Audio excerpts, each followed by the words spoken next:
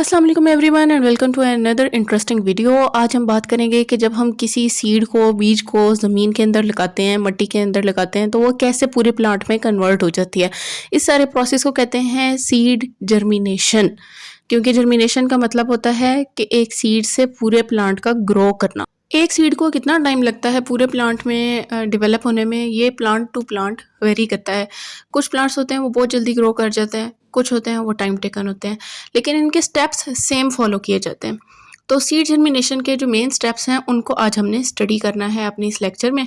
Seed germination के लिए basic conditions जो रिक्वायर्ड होती हैं, सबसे पहले तो वाटर रिक्वायर्ड होता है, देन एयर रिक्वायर्ड होती है क्योंकि ऑक्सीजन चाहिए होती है, देन वार्मथ रिक्वायर्ड होती है, गर्माइश चाहिए होती है ताकि एक स्पेसिफिक टेम्परेचर मेंटेन रहे। इन स्टेप्स की डिटेल में जाने से पहले मैं आपको थोड़ा सा स्ट्रक्चर ऑफ सीड्स के मेन पार्ट के बारे में बता देती हूँ। मेन पार्ट्स में एक तो आ जाता है एक फुल सीड जो है, इसके अंदर आपको ग्रीनिश पोर्शन जो नज़र आ रहा है ये सीड का एम्ब्रियो कहलाता है। बाकी सारा जो पोर्शन है वो कॉटिलिडन होता है जो कि इस एम्ब्रियो को फूड प्रोवाइड कर रहा होता है। अब एम्ब्रियो के टू मेजर पोर्शंस पे आपने नज़र डालनी है, एक है प्लूम्यूल और एक है radicle. R for radicle, P for plumule. Now coming back towards steps, तो सबसे पहले सीड जो होता है वो हमने सॉइल के अंदर लगा दिया। सेकंड स्टेप में इम्बिबिशन होती है। इम्बिबिशन क्या है कि जब हम वाटर करते हैं, पानी देते हैं बीज को, तो वो स्वेल कर जाता है वाटर एब्जॉर्प्शन की वजह से। इसको कहते हैं इम्बिबिशन। स्वेल करने की वजह से क्या होता है, आउटर कवरिंग जिसको सीड कोट कहते हैं वो रप्चर हो जाता है और उसमें से फिर रेडिकल इमर्ज हो जाता है इनटू रूट। आर से याद कर लें कि R for radicle, R for root, तो वो डिवेलप होता है इनटू फर्स्ट रूट। एक थिक रूट डिवेलप होती है सबसे पहले, जिसे फर्स्ट रूट का नाम दिया जाता है। देन ऊपर सनलाइट की तरफ शूट ग्रो करना स्टार्ट हो जाती है।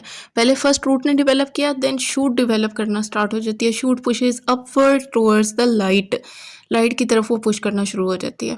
देन फर्दर रूट्स ग्रो होती हैं और इस लेवल पे सीड को कहते हैं सीडलिंग। शूट की भी फर्दर ग्रोथ होती है, फर्स्ट लीव्स आना शुरू हो जाते हैं। जैसे ही लीव्स की फॉर्मेशन होती है साथ ही फोटोसिंथेसिस का प्रोसेस शुरू हो जाता है, तो प्लांट को फूड भी मिलता रहता है और ग्रोथ भी होती रहती है।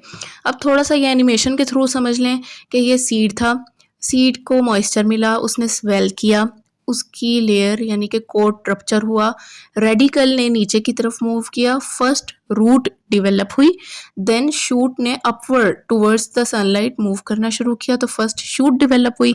फिर आहिस्ता आहिस्ता फर्दर रूट्स भी डेवलप हुई और छोटे छोटे लीव्स भी डेवलप होना स्टार्ट हो गए और फोटोसिंथेसिस का प्रोसेस स्टार्ट हो गया।